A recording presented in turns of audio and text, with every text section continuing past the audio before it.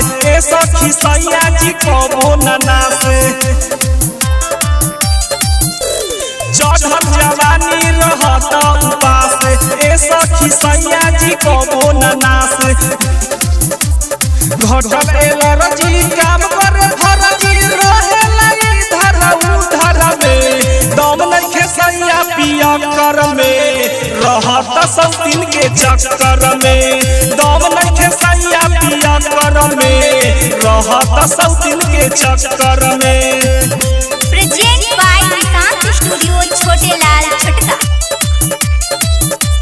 दम नइखे सैया पिया कर में रहत सब दिन के चक्कर में। का कही सखी बनमुआ आबे आधी रात के हम कुछ कही त सखी मारे लागे डांट के। का कही सखी बनमुआ आबे आधी रात के हम कुछ कही त सखी मारे लागे डांट के।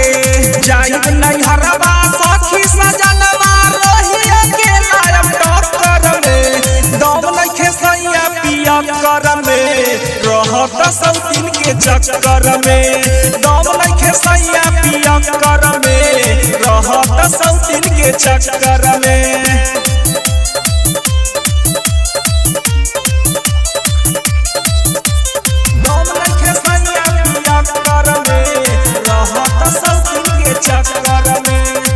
जरत जवानी पानी डाले नहीं जार को रोज मिल जाला सखी सवतीन के घर पर। जरत जवानी पानी डाले नहीं जार को रोज मिल जाला सखी सवतीन के घर पर।